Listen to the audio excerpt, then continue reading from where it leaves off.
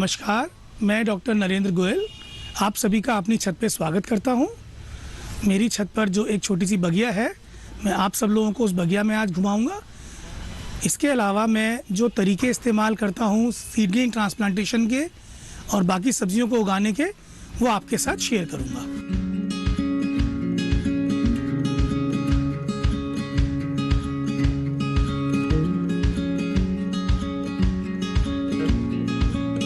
जैसा कि आप सभी जानते हैं कि आजकल बड़ा प्रदूषण चारों तरफ फैला हुआ है और इसके चलते हम लोगों को ताज़ी हवा और ताज़ी सब्जियों का मिलना बहुत दुर्लभ है। तो एक छोटी सी कोशिश और थोड़ी सी मेहनत के बाद हम अपनी छत पर एक अच्छी सी बगिया क्रिएट कर सकते हैं, जिसमें हम अपने मनपसंद फूल और सब्जियां बड़ी आसानी से उगा सकते हैं। थोड़ी सी बागबानी की बेसिक नॉलेज और थोड़ा सा समय, सिर्फ यही दो चीज़ें चाहिए। इस वक्त जैसे कि आप जानते हैं कि सर्दियों का आगमन है, तो नई सब्जियां और नए तरह के फूल लगाने का उचित समय है। आज हम उन्हीं सब्जियों और फूलों के बारे में कुछ बात करेंगे और हम बात करेंगे कैसे इनकी बीजों से सैपलिंग्स तैयार की जाती हैं और उन सैपलिंग्स को कैसे ट्रांसप्लांट किया जाता है, जिससे कि हमारे ट्रांसप्लांटेशन में सक्सेस रेट बहुत ज़्यादा हो। हम नहीं चाहते कि हमारी सारी मेहनत एंड में किसी स्टेज पे जाके वेस्ट हो जाए। तो उसके लिए जो हमें प्रिकॉशंस लेने हैं, जो हमें उचित कदम लेने हैं, सीड्स लगाने से लेकर सीडलिंग उगाने तक, उसके बाद सीडलिंग ट्रांसप्लांट करना और उसके बाद उनका रखरखाव और केयर कैसे करनी है। कोई भी सब्ज़ी या फूल उगाने के कई तरीके हो सकते हैं। उसमें से एक तरीका है कि हम डायरेक्ट बीज को ज़मीन पे लगाएं और उसको बढ़ता हुआ देखें। दूसरा तरीका हो सकता है कि हम उस बीज को किसी एक ऐसे छोटे कंटेनर में काफ़ी मात्रा में लगाएं और जब वो थोड़े बड़े हो जाएं, इससे उसके बाद हम उसको ट्रांसप्लांट कर सकें उचित जगह पर। इसको करने से हमें दो फ़ायदे होते हैं। एक तो हम काफ़ी सारी सीडलिंग्स एक साथ तैयार कर सकते हैं, दूसरा हमारी जगह बहुत कम इस्तेमाल होती है। हम एक गमला या एक ट्रे या मिट्टी की थोड़ी सी जगह में काफ़ी सारी सीडलिंग्स लगा सकते हैं। उससे हमें काफ़ी सारी जगह हमारे बाग में बचती है और उसके बाद जो सीडलिंग्स निकलती हैं, उसमें से उचित सीडलिंग्स को हम सही जगह पर शिफ्ट कर सकते हैं। तो आज हम बात करते हैं किस प्रकार से हम बीजों को लगाना है ट्रेज़ में या गमलों में, कैसे उनकी सैपलिंग्स को ट्रांसप्लांट करना है और कैसे उन सैपलिंग्स को ट्रांसप्लांट करने के बाद उनकी केयर करनी है। जैसे कि हम सब लोग जानते हैं कि सब्जियां उगाने में हमें कई बार फेलियर का सामना करना पड़ता है। हम सारी मेहनत करते हैं, हर चीज़ सही तरीके से करते हैं, उसके बाद भी हमारी सब्जियां अच्छे से नहीं आती, जो कि काफ़ी हार्ट ब्रेकिंग और काफ़ी दुखदाई होता है। सारी मेहनत और सारा समय बिताने के बाद भी अगर सही सब्ज़ी ना मिले, तो एक बागबान के लिए इससे ज़्यादा बुरी बात नहीं हो सकती। तो इसके लिए सबसे पहला स्टेप जो हमें करना है, हमें सही लेवल पे सीड्स सेलेक्ट करनी है। सही सीड्स कैसे चयन करें? सही सीड चयन करने के कुछ इम्पॉर्टेंट स्टेप्स मैं आपको शेयर करूँगा, जो मैंने समय के साथ सीखे और समझे हैं। सबसे पहली चीज़, जहाँ से भी सीड्स लें वो एक रिलायबल सोर्स होना चाहिए। आज के समय में आपको हर जगह से सीड्स मिलते हैं, ऑनलाइन से मिलते हैं, लोकल नर्सरी शॉप से मिलते हैं। इसके अलावा आप बड़ी नर्सरी शॉप से भी ले सकते हैं और अपने दोस्तों के साथ भी शेयर कर सकते हैं। जहाँ से भी सीड्स लें वो सोर्स रिलायबल हो, टेस्टेड हो, ताकि आपकी सारी मेहनत का नतीजा बहुत अच्छा निकले। सेकेंड चीज़ है कि सीड्स हमेशा ताज़े होने चाहिए। कभी भी पुराने पिछले साल के रखे हुए सीड्स ना यूज़ करें। कई बार ऐसा होता है कि हम लालच में पड़ के या आलस में पड़ के पुराने साल के सीड्स के पैकेट को ही खोल के लगा देते हैं और थोड़ी बहुत सैपलिंग्स निकलती भी हैं और हमें लगता है शायद हम सक्सेसफुल हैं, बट इवेंचुअली वो सीड्स ख़राब होते हैं, उनमें बहुत अच्छी सब्जियां या फूल आगे जाके नहीं पनपते हैं। तीसरी चीज़, सीड्स को हम आपस में किसी अच्छे सोर्स से, चाहे तो महंगी सीड्स खरीद के उसको अपने ग्रुप में शेयर कर सकते हैं। क्योंकि एज ए बागबान हमें कोई किसान नहीं है कि हमें बहुत सारी सीड्स चाहिए, हमें थोड़ी सी सीड्स चाहिए होती है। तो हम एक अच्छा पैकेट अच्छी जगह से ख़रीद के, चाहे थोड़ी सी उसकी कॉस्ट ज़्यादा हो, और आपस में अपने ग्रुप में शेयर कर सकते हैं। इसके अलावा जो भी सब्ज़ी हम उगाते हैं, अगर वो सब्ज़ी बहुत अच्छी उगती है, उसका साइज़, उसकी हेल्थ बहुत अच्छी होती है, तो हम उस सब्जियों में से पहली एक या दो सब्ज़ी को पेड़ पे ही लगे रहने दें, जिससे कि उसके सीड्स बन जाएं। सूखने के बाद उन सीड्स को हम अगले साल के लिए स्टोर कर सकते हैं। उनको स्टोर करने के लिए हमें दो तीन चीज़ों का ध्यान रखना है, जैसे कि उन सीड्स को हमें मॉइस्चर फ्री एनवायरनमेंट में रखना है, हमें शेड में रखना है, हमें ठंडक में रखना है। और हमें थोड़ा सा एंटी फंगल पाउडर उन पर छिड़क देना है, जिससे कि वो 1 साल में नमी पाकर ख़राब ना हो। हम बागबानों में कुछ शब्दों को लेके कभी कभी थोड़ा सा कन्फ्यूजन होता है। कुछ शब्द जैसे कि प्रोपगेशन, ट्रांसप्लांटेशन, रीपॉटिंग, ये शब्द सुनने में एक जैसे से लगते हैं, बट इनका सबका मायने अलग है। सबसे पहले हम बात करते हैं ट्रांसप्लांटेशन पे। ट्रांसप्लांटेशन वो स्टेप है, वो प्रोसीजर है जिसके थ्रू हम बीज से छोटी छोटी पौध तैयार करते हैं किसी एक जगह पर, और उन पौधों को फिर फाइनली फर्स्ट प्लेस या सेकंड प्लेस पे शिफ्ट करते हैं। रीपॉटिंग उस चीज़ को कहते हैं जब भी कोई हमारा पौधा किसी गमले में लगने के बाद उस गमले को रूट बाउंड हो जाता है और उस गमले से बड़ा हो जाता है और उस गमले में आगे उसका विकास संभव नहीं होता, फिर उसको किसी बड़ी जगह पे, बड़े गमले में या बड़ी जगह पे मिट्टी में लगाने में उसे रीपॉटिंग कहते हैं। और प्रोपगेशन उस चीज़ को कहते हैं जिसमें कि हम एक पौधे से कई पौधे बनाने का काम करते हैं। जैसे कि हम कटिंग के थ्रू बना सकते हैं, हम एयर लेयरिंग के थ्रू बना सकते हैं, और भी बहुत सारे तरीके प्रोपगेशन के लिए इस्तेमाल किए जाते हैं। बड़े सीड्स हैं जैसे लौकी, तोरई, करेले के सीड्स या सेम के सीड्स, इनको हम डायरेक्टली ही सॉइल में या गमले में लगा सकते हैं और ये सीधे उससे तैयार हो जाते हैं। इनको ट्रांसप्लांट करने की ज़रूरत नहीं होती है।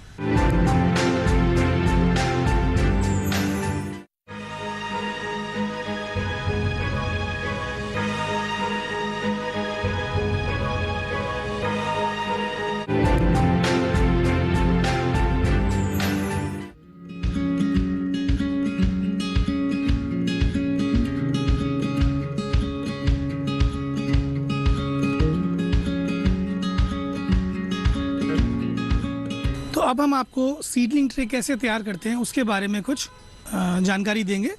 मेरे पास कुछ सामान है यहाँ पे सीडलिंग ट्रे तैयार करने के लिए, मैं आपको बता देता हूँ।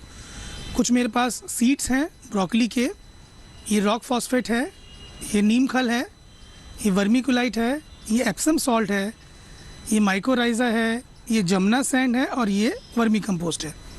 अब हम एक एक चीज़ को इसमें मिलाते जाएंगे और उसका रेशियो आपको बताते हैं। हमें 1/3 हिस्सा इसमें वर्मी कंपोस्ट डालना है। ये हमने वर्मी कंपोस्ट ले लिया 1/3 हिस्सा। उतना ही 1/3 हिस्सा हम इसमें जमुना सैंड का डालना है। ये जमुना सैंड हम इसमें डाल रहे हैं। ये मिट्टी में पानी नहीं रुकने देती है। इसके बाद हम इसमें वर्मीकुलाइट डालेंगे। वर्मीकुलाइट का जो रोल है वो मिट्टी को लाइट बनाना है, जिससे कि जो सॉफ्ट रूट्स हैं सीडलिंग की उनको पेनिट्रेट करने की जगह मिले। ये वर्मीकुलाइट हम डाल रहे हैं, इससे मिट्टी लाइट होती है, प्लस मिट्टी में छोटे छोटे एयर पॉकेट्स बनते हैं जो कि रूट्स की ग्रोथ के लिए बहुत अच्छे रहते हैं। इसके बाद हम डालेंगे इसमें नीम खल। नीम खल के बारे में तो सब लोग जानते ही होंगे। ये एक तरह से खाद भी है और इसकी एंटी इन्फेक्टिव प्रॉपर्टीज़ बहुत सारे फंगल इन्फेक्शन और पेस्ट्स को होने से रोकती है। नीम खल फंगल इन्फेक्शंस को और बहुत सारे कीटाणुओं को मिट्टी में लगने से रोकती है।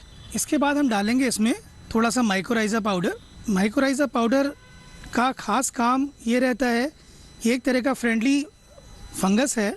ये छोटे छोटे ट्यूब्स बना के जो मिट्टी के अंदर न्यूट्रिशन है उनको रूट्स को सप्लाई करता है, जिससे कि सैपलिंग स्ट्रॉन्ग होती हैं और उनमें इन्फेक्शंस भी कम लगते हैं।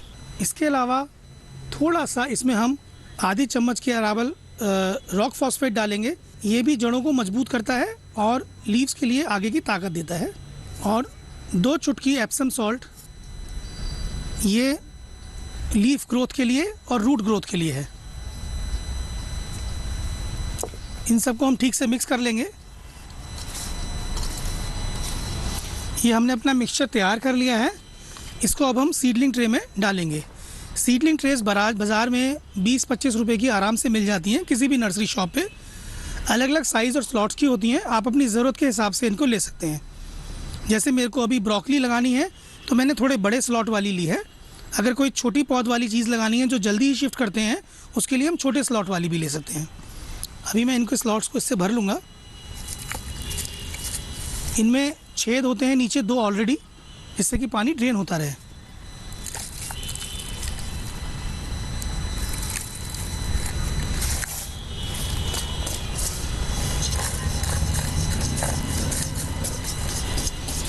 एक ही सीडलिंग ट्रे को हम कई प्रकार की पौध लगाने के लिए भी इस्तेमाल कर सकते हैं।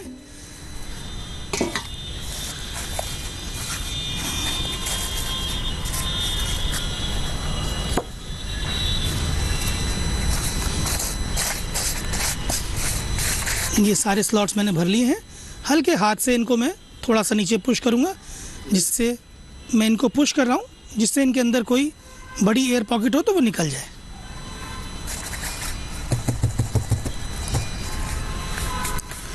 अब हम इसमें सीड्स लगाएंगे। 2 तरह के सीड्स मैं आपको दिखा रहा हूँ। एक ये ब्रोकली के सीड्स हैं और एक आइस प्लांट के सीड्स हैं। ये भी हम कुछ स्लॉट्स में डालेंगे। अब इसमें से मैं 2-2 सीड्स एक-एक स्लॉट में डालूँगा। आप चाहें तो एक-एक भी डाल सकते हैं।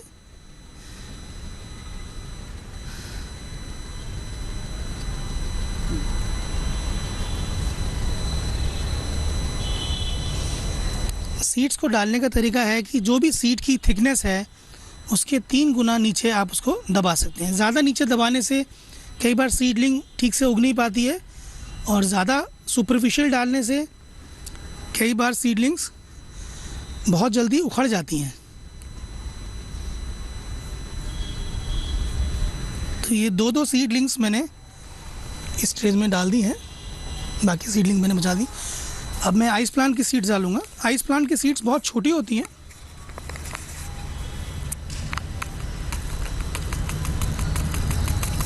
जैसा कि आप देख पा रहे हैं, रेत के दाने से भी छोटी सीड्स हैं। ये रेत के दाने से भी छोटी ये सीड्स हैं। इनको लगाने के लिए या तो हम डायरेक्टली ही इनको स्लॉट्स में डाल सकते हैं, या इसमें हम कोई भी चीज़ पाउडर जैसी मिला लें। जैसे मैं इसमें पतला सा बारीक वर्मीकुलाइट मिला रहा हूँ। अब ये मिलाने के बाद इस मिक्सचर को थोड़ा थोड़ा करके मैं इन स्लॉट्स में डालूँगा, जिससे कि एक स्लॉट में बहुत सारी सीड्स एक साथ नहीं पहुँचेंगी। ये मैंने सीड्स में लगा दी हैं।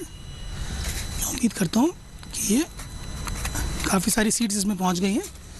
ऊपर थोड़ा सा वर्मीकुलाइट और थोड़ा सा रेत का मिक्सचर मिला के मैं इसको हल्के से कवर कर देता हूँ, जिससे कोई सीड अगर ऊपर टॉप पे भी आ गई हो तो वो भी दब जाएगी। ये मैंने डाल दिया है इसमें। इसको आप वाटरिंग कैन से हम पानी देंगे, और पहली बार में जो पानी देंगे हम इसको पूरा पानी में डिप कर देंगे। जैसे कि आप देख पा रहे हैं, पूरा हमने पानी से डिप कर दिया है। अब हम इस ट्रे को उठा के किसी ऐसी जगह पे जहाँ पे डायरेक्ट सनलाइट ना पड़ रही हो और ठंडक हो, वहाँ पे हम इसको रख देंगे जर्मिनेट होने के लिए। करीब 6 से 7 दिन में जर्मिनेट हो जाएंगी, और उसके और 5 से 7 दिन बाद ये लगाने लायक स्थिति में, ट्रांसप्लांट करने वाली स्थिति में पहुँच जाएंगी। तो ये हमने आपको बताया कि सीडलिंग ट्रे कैसे तैयार करते हैं। इसके अलावा हम सीड्स को गमलों में भी तैयार कर सकते हैं। जैसा कि आप देख रहे हैं, करीब 15 से 20 दिन पहले मैंने इस गमले में सीड्स डाली थी। देखिए, ये हमने सीड्स इसमें डाली थी करीब 15 दिन पहले। अब आप देख पा रहे हैं कि ये सारी सीडलिंग्स तैयार हो गई हैं। तकरीबन सारी ही बहुत हेल्दी हैं। कुल मिला के इसमें 100 से 150 सीडलिंग्स होंगी, और अब ये ट्रांसप्लांट करने के लिए तैयार हैं, क्योंकि आप देख पा रहे हैं हर एक सीडलिंग में 4 to 5 ट्रू लीव्स आ चुकी हैं। पिछले 8 से 10 साल से बागबानी से जुड़े होने के बाद जो सबसे ज़रूरी चीज़ मैंने सीखी और समझी है एक्सपीरियंस से, अपने और दूसरे लोगों के, वो ये है कि पौधा लगाने के बाद जो पौधे ख़राब हो जाते हैं, लोगों की शिकायत है कि उनके पौधे चलते नहीं हैं, जल्दी मर जाते हैं, उसको प्रिवेंट करने का सबसे ज़रूरी तरीका सही तरीके से गमला बनाना है। मेरी नज़र में जिस दिन गमला बनाया जाता है उस दिन ये डिसाइड हो जाता है कि ये पौधा कितना लंबा और कितना अच्छा चलेगा। तो सबसे पहले आइए बात कर लेते हैं गमला कैसे बनाते हैं। देखिए, मैं आपको दिखा देता हूँ गमला किस प्रकार से बनाया जाता है। हम देख पा रहे हैं इस गमले में कुछ छेद हैं। बहुत सारे गमलों में सिर्फ एक ही छेद होता है।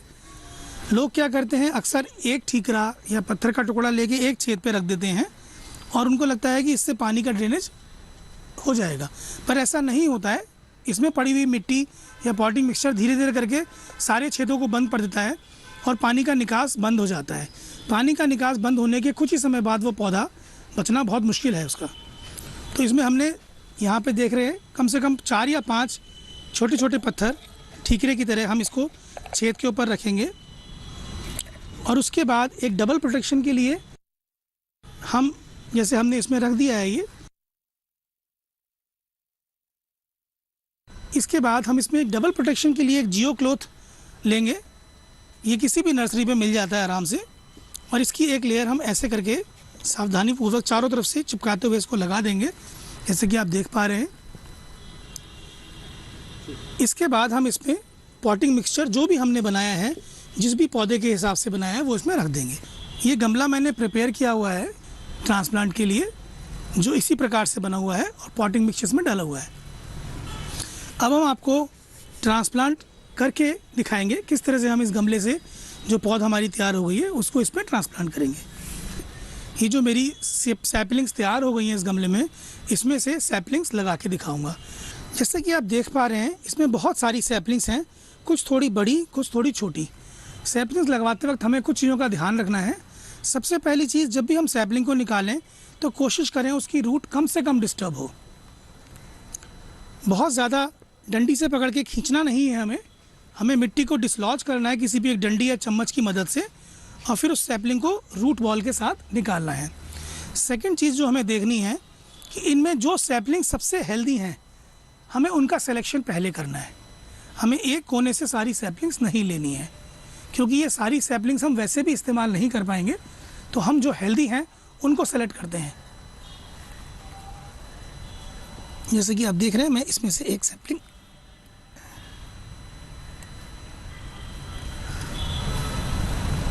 ये जैसे आपने देखा, ये मैंने एक सैपलिंग निकाली है।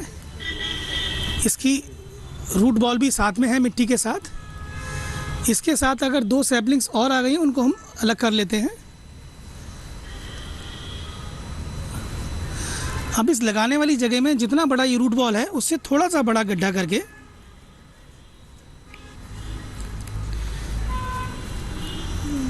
साथ की मिट्टी को यहाँ पे दबा के अब हम इसमें थोड़ा सा पानी दे देंगे।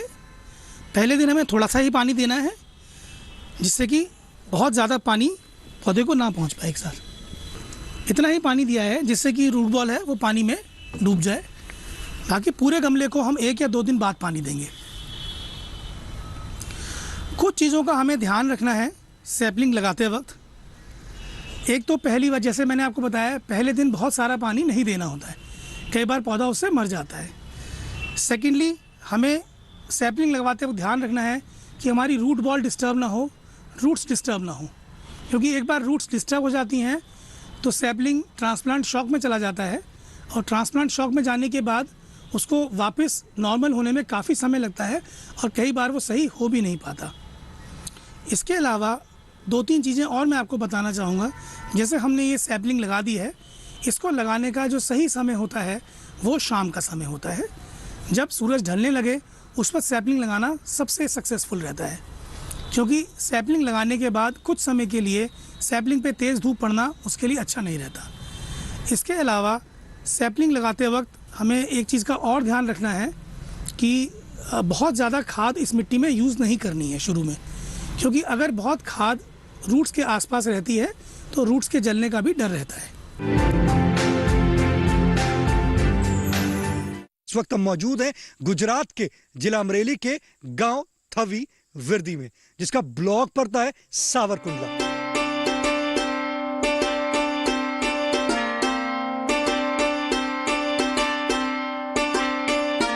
प्रधानमंत्री किसान सम्मान निधि योजना की हम बात कर रहे हैं। उससे आपके खाते में 2-2 हज़ार रुपए की जो राशि है वो आ रही है? हाँ, चौकस आ रही है। हाँ, आ रही है। क्या करते हैं जो 2-2 हज़ार की राशि आती है? खेती में और जो कुछ सामान लाना हो उसमें काम आ जाता है। बैंक में पड़ा रहता है तो इमरजेंसी में काम आ जाता है। खातर लाते हैं और छोड़ को नाकते हैं तो अच्छी निपट जाती है, लाभकारी है। कार्यक्रम चौपाल चर्चा प्रधानमंत्री किसान सम्मान निधि योजना पर 14 नवंबर सोमवार सुबह 9 बजे और पुनः प्रसारण रात 9:30 बजे सिर्फ दूरदर्शन किसान पर।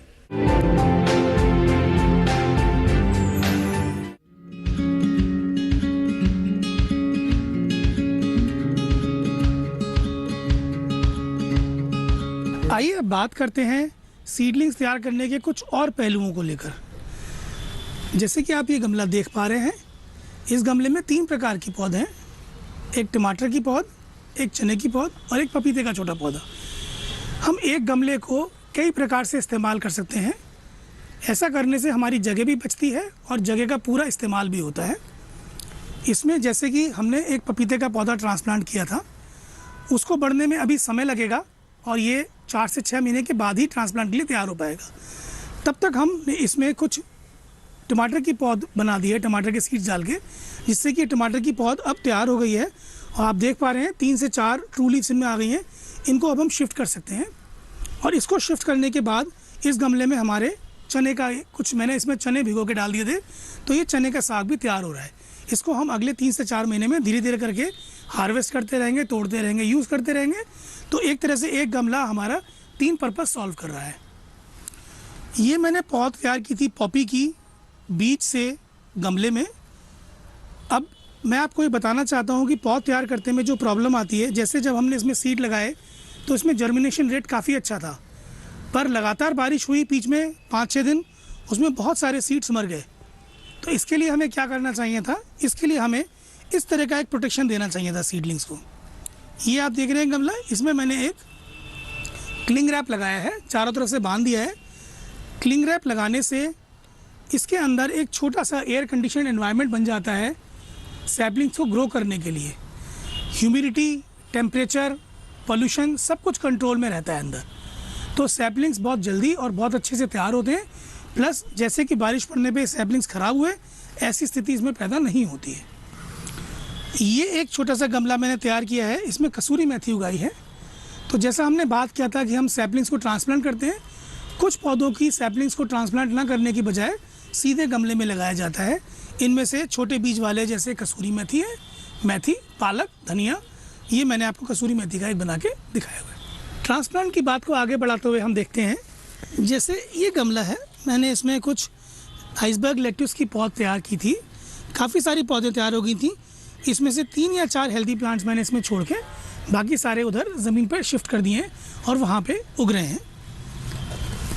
कुछ गोभी की पौध मैंने एक्सपेरिमेंट के लिए इस बार ज़मीन पे भी तैयार करी। आप देख पा रहे हैं कितनी अच्छी ये पौध तैयार हो गई है और शिफ्ट करने के लिए तैयार है। इसके अलावा मैंने केल, डेकोरेटिव केल की कुछ पौध तैयार की थी। उसको बाद में जब ये थोड़ी ट्रांसप्लांट के लिए तैयार हो गई थी, इनको छोटे गमले से शिफ्ट करके फाइनली अब डिस्प्ले के लिए मैंने बड़े 6 इंच के पॉट्स में शिफ्ट कर दिया है। और जैसे कि आप देख पा रहे हैं यहाँ पे ये तैयार हैं और कुछ समय में इनको हम सामने डिस्प्ले पे लगा देंगे। इस साल लेट्यूस के साथ साथ मैंने 2 और लीफी वेजिटेबल्स उगाई, जिनमें एक करली केल थी और एक बॉक चॉय। दोनों को ये उगाना काफ़ी आसान रहा। गमले में मैंने इन दोनों की पौध तैयार करी और बाद में इनकी सैपलिंग्स ट्रांसफ़र कर दी। ये आप देख पा रहे हैं करली केल के हेल्दी पौधे, जो देखने में तो सुंदर हैं, खाने में उतने ही स्वादिष्ट हैं। वैसे तो सारे प्रकार के पौधे आजकल नर्सरी में मिल जाते हैं, चाहे सब्ज़ी के चाहे फूलों के, पर अपने पौध खुद उगाने का बीज से और उनको लगाने का जो मज़ा है वो अलग ही है। मेरी इस बगिया में तकरीबन जितने भी सब्ज़ी और फूलों के पौधे मैं उगाता हूँ सीजन में, वो कोशिश करता हूँ कि ज़्यादा से ज़्यादा मैं सीड से खुद ही बनाऊँ। एक तो मुझे बहुत सारे पौधे एक साथ मिल जाते हैं जो कि कॉस्ट में काफ़ी कम होते हैं, और दूसरा मैं अपनी मनपसंद पौधों को उगा पाता हूँ। जो भी चीज़ें मैंने उगाई हैं ट्रांसप्लांट करके, आप उनको देखिए वो कितनी हेल्दी हैं, कितनी अच्छी हैं, और थोड़ी सी मेहनत और थोड़े से प्रयास के बाद आप इस तरह से सारी चीज़ों को उगा सकते हैं और एक अच्छे भरे पूरे बाग का मज़ा ले सकते हैं।